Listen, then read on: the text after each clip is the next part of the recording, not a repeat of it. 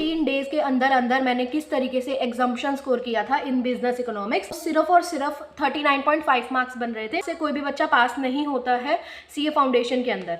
उसमें कि मेरा कॉन्फिडेंस तो डाउन हो गया था। 15 दिनों के अंदर अंदर मैंने कुछ चीज़ों पे इस तरीके से ध्यान दिया था, रिजल्ट के अंदर 69 मार्क्स बन गए थे।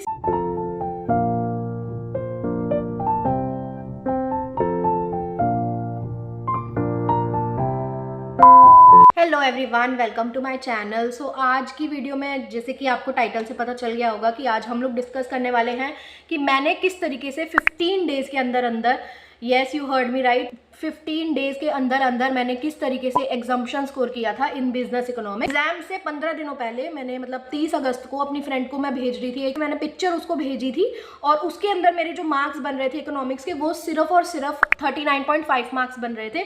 और 39.5 मार्क्स से कोई भी बच्चा पास नहीं होता है सीए फाउंडेशन के अंदर।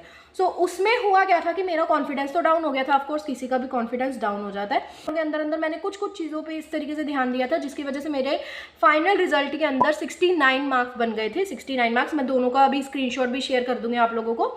तो यही पॉइंट्स मैं आप लोगों को अब बताने वाली हूँ, जिसकी वजह से आपके अच्छे नंबर आप स्कोर कर पाओगे। मैंने इनमें नोट करके रख रखा था, क्योंकि मेरे भी एग्जाम्स चल रहे हैं। ध्यान में नहीं था कि मुझे सब करना है, तो I just right it down here.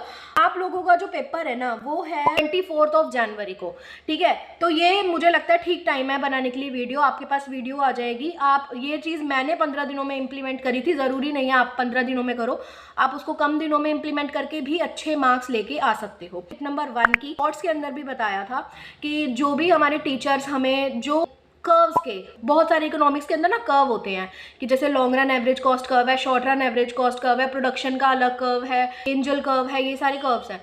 तो इनके ना हम लोगों को ना ये कर्व के रिलेटेड आपको जो भी चीज़ें स्पेसिफिकली टीचर बताता हो ना, उसको आपको कहीं लिख लो। आप जहाँ आप लिख लोगे ना, वो सच में आपके लिए बहुत ज़्यादा हेल्पफुल होगा। आपका आउटपुट है या याद रखने की मेमोरी है, अगर आप उसको एक स्पेसिफिक पॉइंट बनाकर लिख लोगे ना, तो वो बहुत ज़्यादा अच्छे से आप मेमोरी में रहेगा।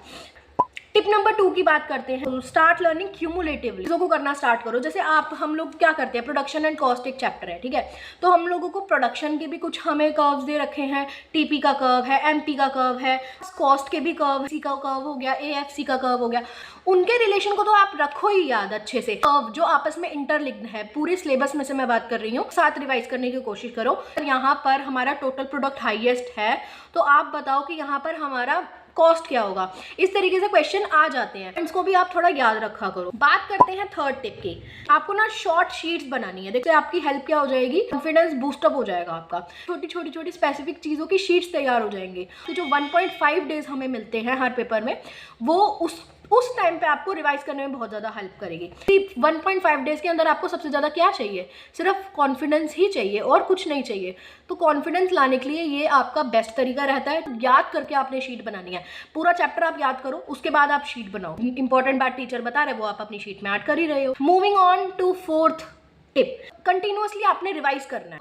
कंटिन्यूअसली रिवाइज करने का ये मतलब हुआ कि आपने अब पर नहीं करना कि मैं तो एंड टाइम पे रिवीजन करूंगा, अभी मैं सिर्फ मॉक टेस्ट देता जाता हूँ। और सिर्फ मॉक टेस्ट नहीं देना, सुबह रिवाइज करो, शाम को मॉक टेस्ट दे दो, अगले दिन चेक कर लो। करना है कि आपको 5 दिन लगातार मॉक टेस्ट ही देने हैं। मॉक टेस्ट को रिवाइज करना है और रिवाइज करने के साथ साथ आपको मॉक टेस्ट पेपर देने हैं। आप अपने आप को अभी से ही, आप एग्जाम से पहले रिवाइज कर नहीं जाओगे, तो सुबह रिवाइज करो और शाम को एमटीपी दो। टिप नंबर 5, ना कॉन्फिडेंस लूज मत। एमटीपी का आंसर गलत आ रहा होता है, क्योंकि एमटीपी थोड़ा हार्ड होता है। आंसर्स उसके अंदर कभी कभी गलत होते हैं, जैसे गलत होते हैं, तो उसकी वजह से अपना कॉन्फिडेंस लूज मत करा करो। Number 6 tip, TP RTP PYQ must करना ही करना है। MTP mock test paper, RTP revision test paper बहुत ज़्यादा इंपॉर्टेंट होते हैं। पीवाईक्यूज बहुत इंपॉर्टेंट होते हैं। कोई टॉपिक के स्पेसिफिक क्वेश्चंस कर लिए, इसमें आप लैग करोगे क्या, जब आपके पास अलग अलग चैप्टर्स के अलग अलग क्वेश्चंस आ जाए, आपका दिमाग एकदम से वो इनपुट नहीं ले पाए। कम से कम 5 पेपर पूरे एमटीपी के फॉर्मेट में ही सॉल्व कर, पेपर की तरह उसको अटेम्प्ट करो कि वाइज क्वेश्चंस आप कर लो,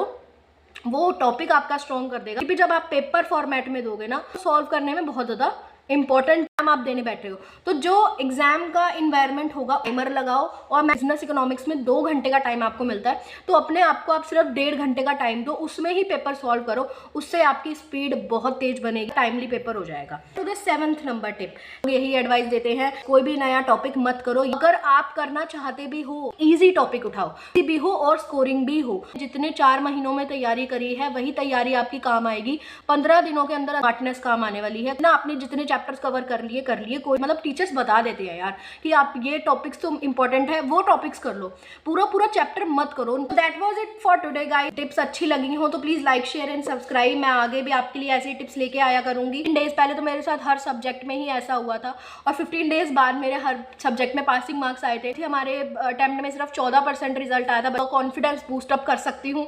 so please like share and subscribe, and मिलते हैं नेक्स्ट वीडियो में। तब तक के लिए बाय बाय।